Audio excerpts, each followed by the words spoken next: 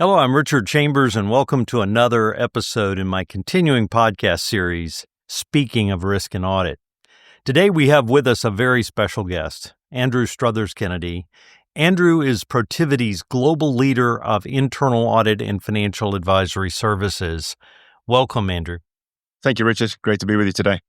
You know, Andrew, I know that most of our audience members have heard of Protiviti. Many may use you guys as a partner in executing their full range of responsibilities. Maybe you could enlighten those who don't know a little more about the firm and any additional information you'd like to share maybe about your background.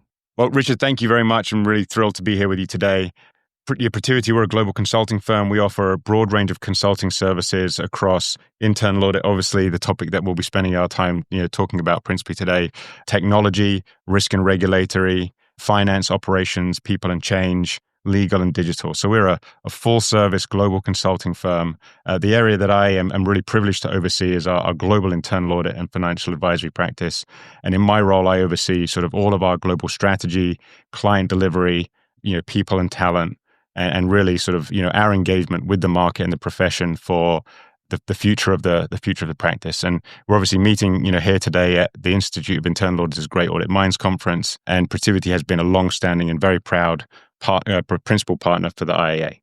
Yeah, I was reflecting on that as you were talking. I was at the IAA as essentially the chief operations officer at the time when Protiviti was formed. And I remember working with Bob Hirth and all those guys who helped put Protiviti together. And I remember the very first scam, I was responsible for that when Protiviti showed up with all of their new signage and everything. So I kind of feel like I've come full circle now to have a chance to talk to you all these many years later about some of the phenomenal work that you guys continue to do.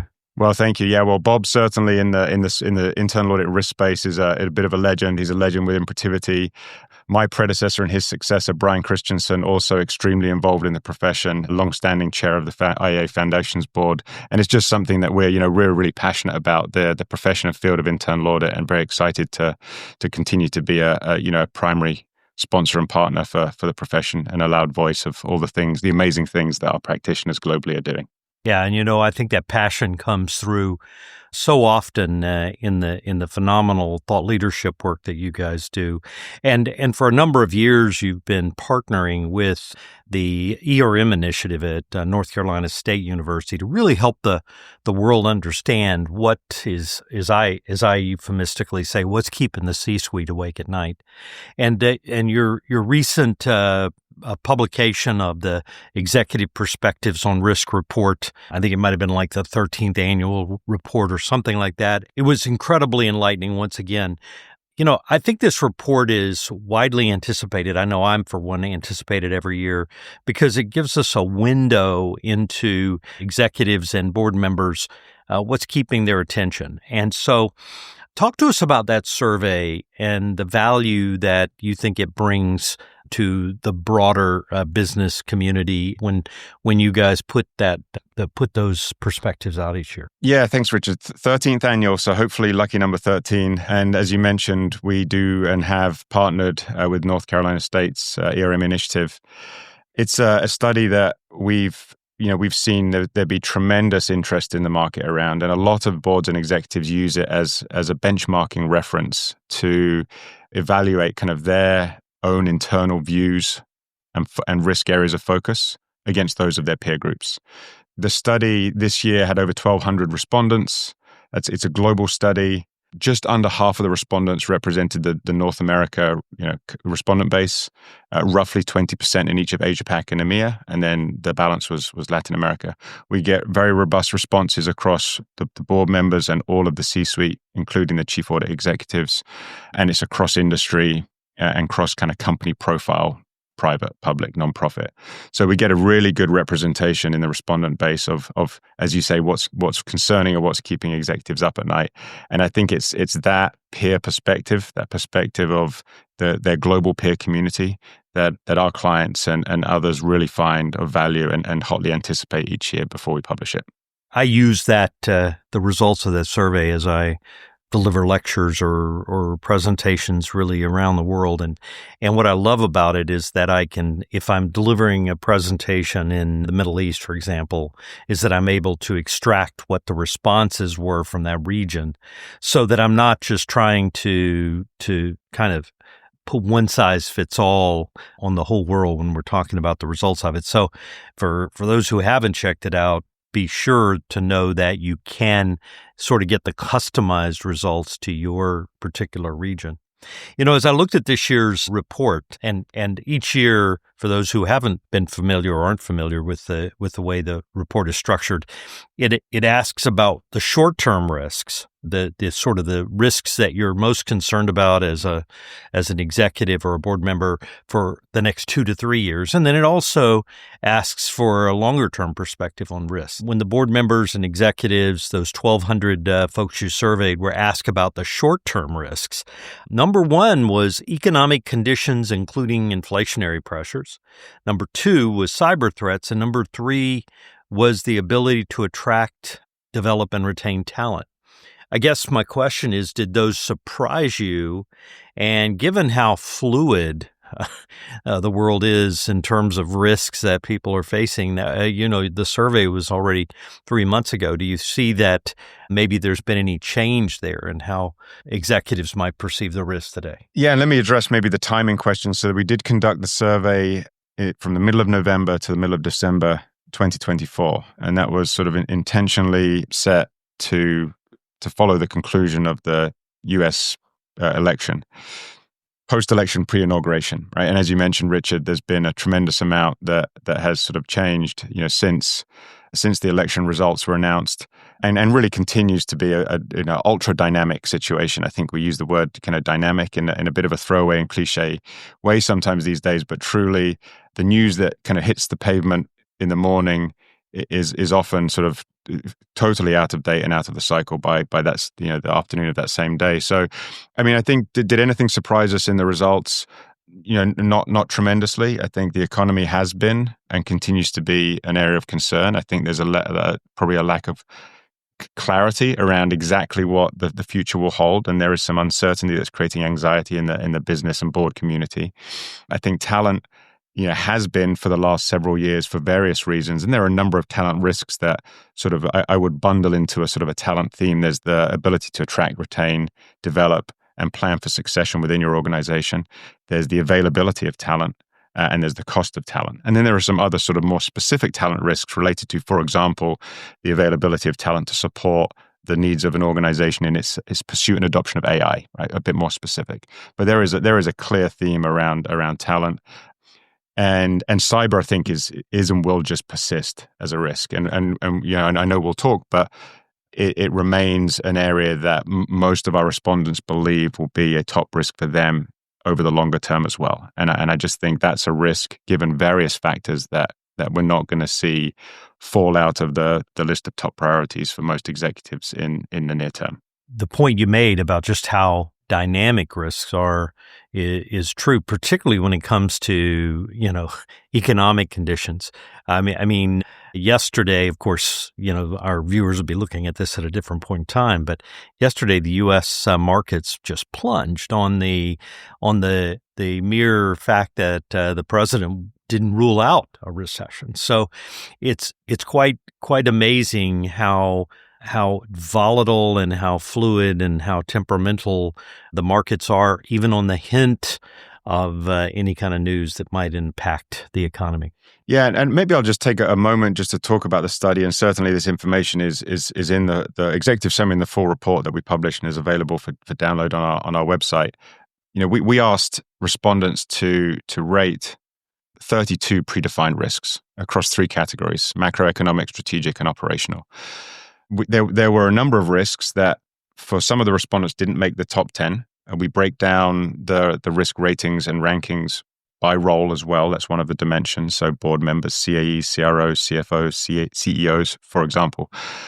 A number that didn't make the top 10 for some of the respondents, including the uncertainty in the regulatory landscape, geopolitical kind of environment and landscape, impacts of global markets and trade policies, interest rate environment, and then supply chain resilience and uncertainty related to supply chain. And I think kind of that basket of risks, you could argue that if we were to take the survey now and poll that same respondent base, may be rated higher and ranked differently than they were just a few months ago. And I think, again, that just speaks to the level of, the dynamic nature of the world we're in.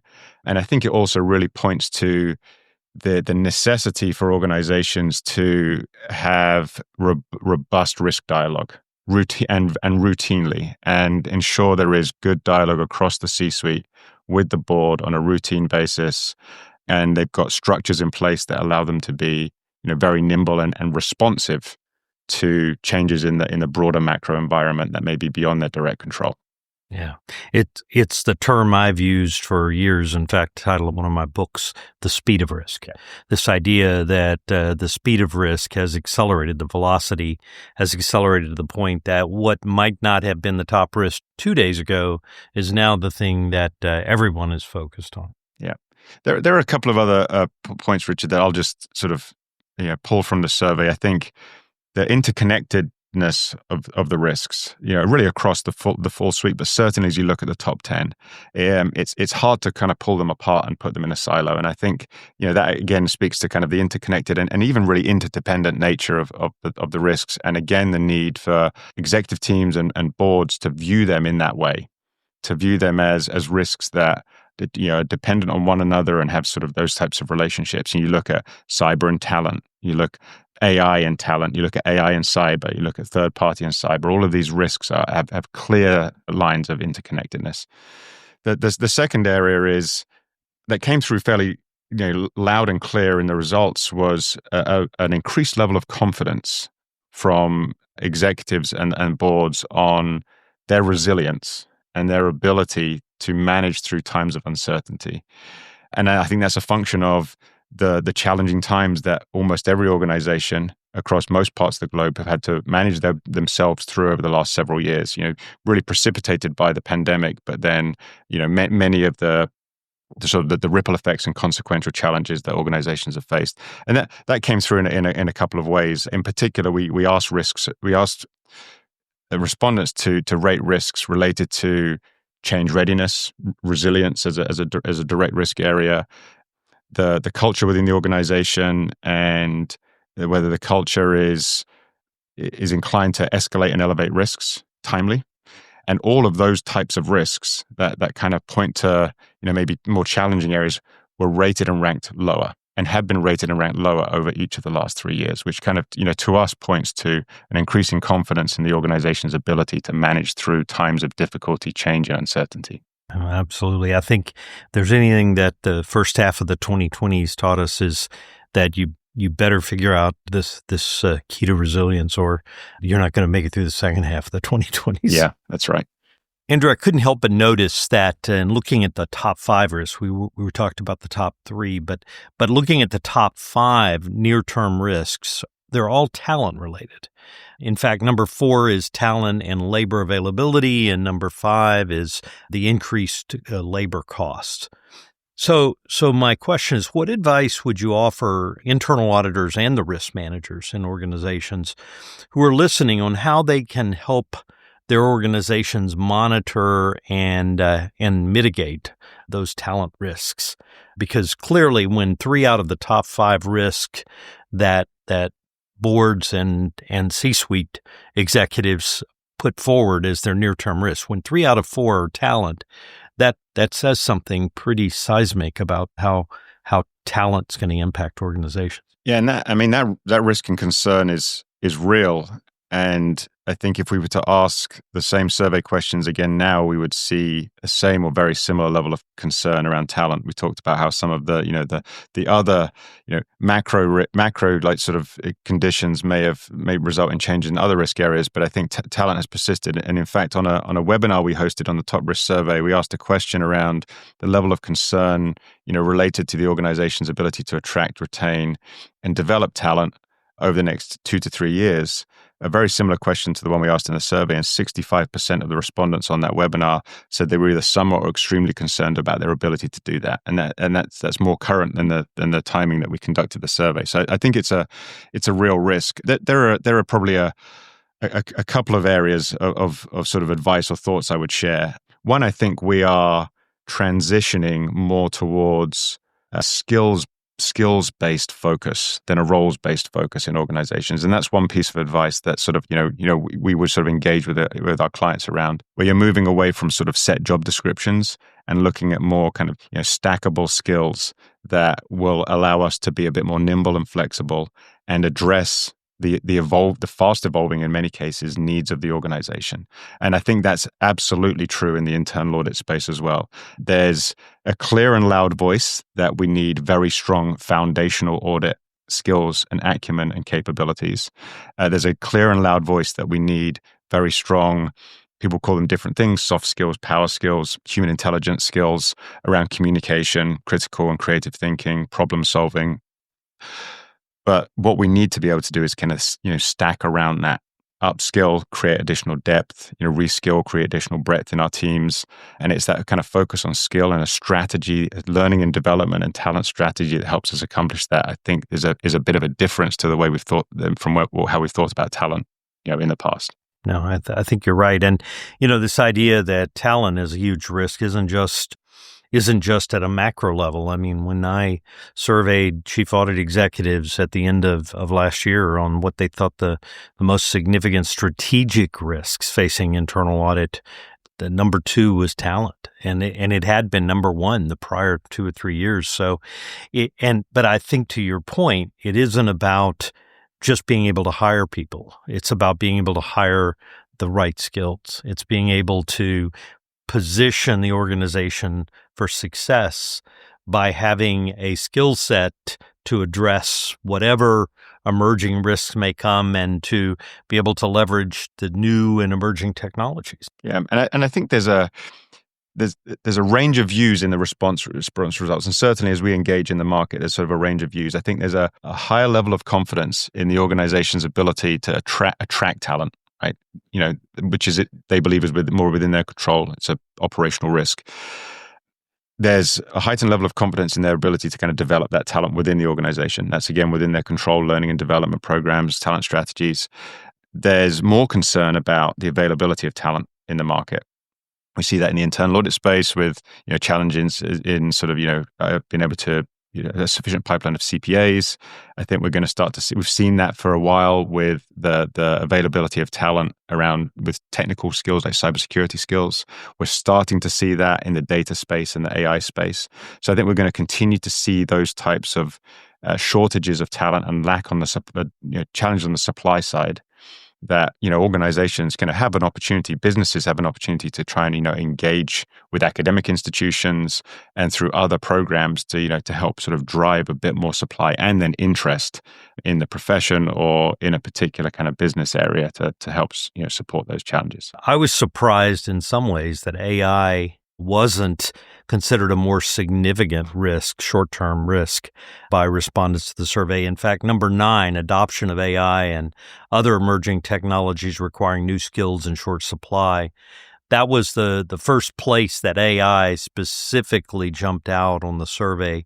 Why do you think AI is not considered more of a significant near-term risk? And would you agree with that assessment maybe by C-suite members? Yeah, it is interesting that the higher ranked and rated risk on AI was the availability of talent to help an organization achieve its sort of AI objectives and drive adoption. The second AI risk, or the lower ranked, was the risks related to the adoption of AI.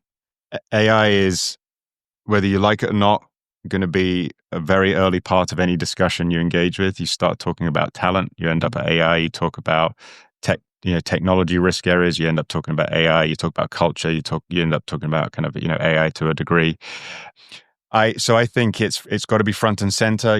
Part of the positioning is a function of rating and ranking a basket of risks and sort of kind of having to force rank and rank order them to a degree.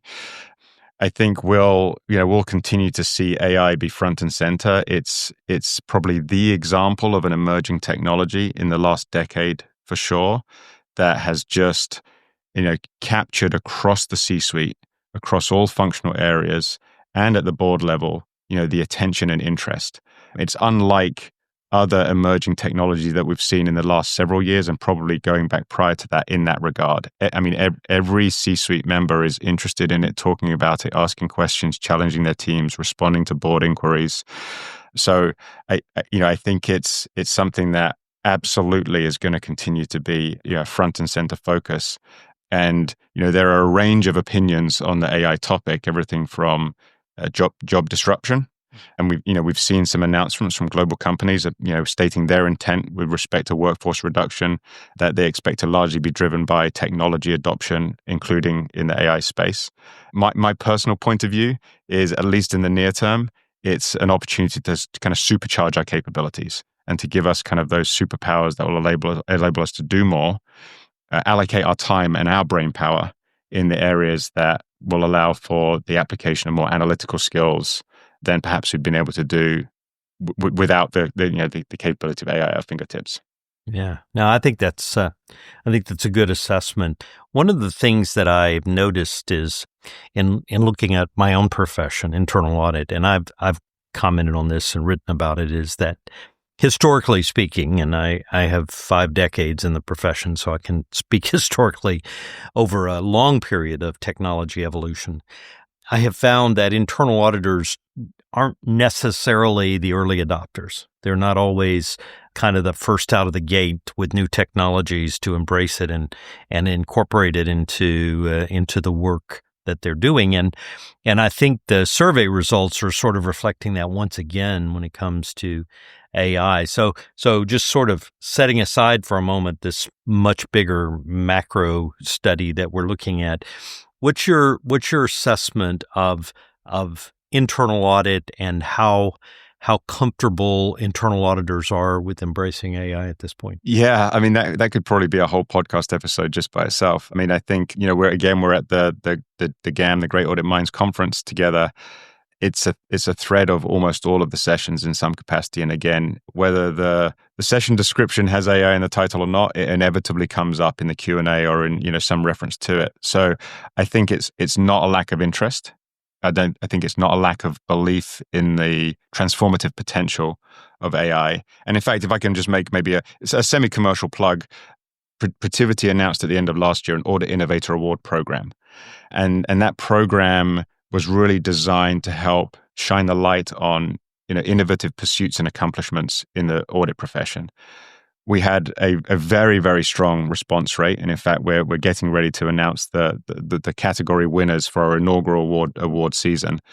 And it was incredibly encouraging and sort of inspiring in some ways to see the level of innovation that is actually occurring in our profession. I think sometimes we have a tendency to talk ourselves down as being kind of risk averse and conservative and resistant to change. I've seen the total opposite in what we received through the applications and nominations of that program, that there is a deep interest in driving change, in moving forward, in experimenting, in exploring, in adopting technologies. And AI was, as you might imagine, a pretty consistent theme in most of the innovative pursuits that came through. So I'm personally extremely encouraged. And I think that internal audit in some cases has the opportunity to kind of lead the organization in driving AI adoption, in experimenting, and in demonstrating the value through application to its own use cases. Well, I'll look forward to seeing how those awards come out, and I'm hoping that it's contagious, that the kind of innovation you guys recognize will inspire others to embrace the same ideas. Go back to your survey for a minute. I mentioned at the outset that there's a near-term component and then there's a long-term component. And so the long-term component is looking ahead 10 years. You ask the respondents kind of what are they most concerned about? What do they think are the most significant risk? And in your report, you kind of separate them by categories. But economic conditions was considered the most significant macroeconomic risk. Heightened regulatory change was viewed as the most significant strategic risk. And cyber threats was seen as the most significant long-term operational risk. I don't know, maybe I was expecting something a little more profound when executives were looking that far out, maybe a little more visionary about what could be disruptive and what could cause problems. I mean, these are essentially the same things that they're worried about in the next 2 years. Did those surprise you? And is anything you might have expected to see in the long-term risks missing?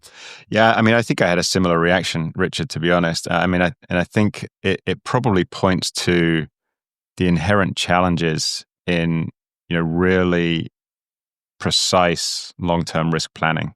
I mean, I think you could look back over each of the 5 lots of 10 years that you've been doing this and sort of evaluate whether we would have gotten that 10-year prediction right for each of those cycles. I can say over the last, not quite 50 years, but 25 or so, probably not, right? We probably wouldn't. So I think that speaks to the inherent challenges. I think that speaks to the need to, do the rigorous scenario planning, to do some horizon scanning, to really, take a hard look and have robust dialogue around the longer term risks over that 5 to 10 year horizon, refresh that view as new information comes to hand.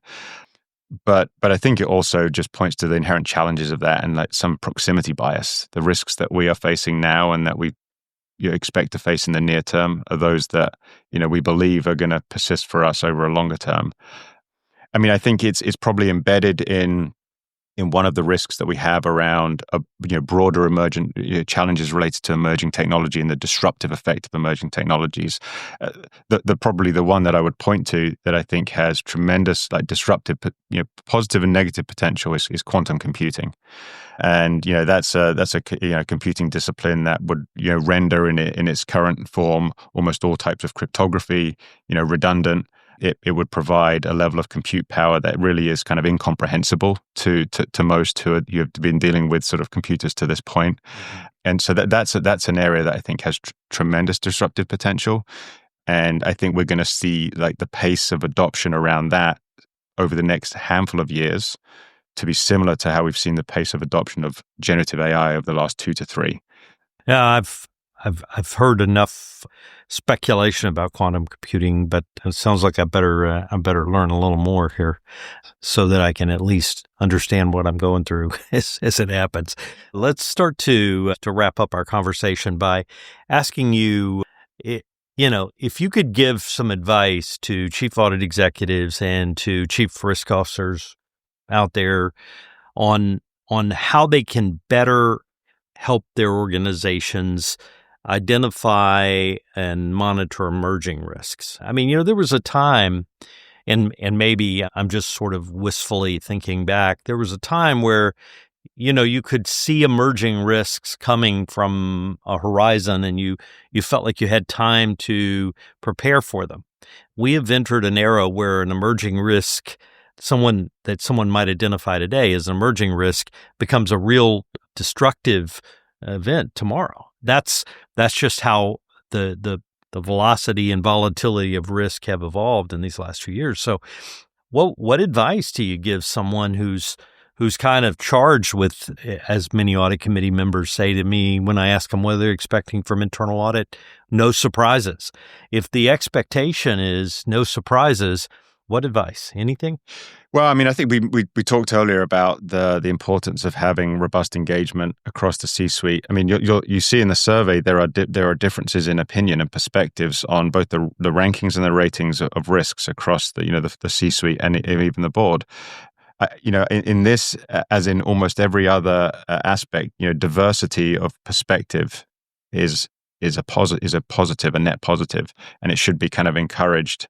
And attempts made to kind of reconcile, not drive full alignment, right? Not everyone has to think the same and have the same kind of ultimate conclusion, but reconcile on and understand the perspectives that each C-suite member and board member is kind of coming at the risk discussion with. encourage provocative thinking, and encourage kind of challenges to the ways that we've addressed things historically. Don't be dismissive. It's easy to be dismissive of these kind of black swan type events, but I think those need to be part of and encouraged in the risk dialogue. I think CAEs and audit leaders in particular can be active in their work to support C-suite alignment and support robust risk dialogue across the C-suite and be a strong facilitator of that. They're bringing a very strong risk acumen and perspective that doesn't exist in many other roles. I think they, within their teams, we've talked about talent, be ultra focused on talent and how we can make sure we've got the right complement of talent skills and access to that talent through whatever means that might be accessible to allow us to be, the best sort of risk advisors, risk assurance advisors for the organization going forward. Embrace technology, do more with data and tech, use that as a differentiator and as a strategic enabler, and to drive just better data-driven decision making and more efficiency in what we do. And then have an innovative mindset. And what that really means is challenge the status quo, encourage your teams to experiment, encourage your teams to explore, create an environment where that is truly encouraged within the boundaries of how we need to operate, but push those boundaries. And that's again something our profession perhaps hasn't been historically comfortable or encouraged to do. But those are the ways in which we'll improve. Those are the ways in which we'll help be good kind of risk stewards and encourage and develop good risk stewardship in the organization, including an ability to maybe better predict what's coming very, very fast over that horizon. Great advice, great insights. Thank you very much, Andrew, for joining me today. And I'd like to thank our podcast listeners for tuning in to another episode of Speaking of Risk and Audit. I'm Richard Chambers for Audit Board.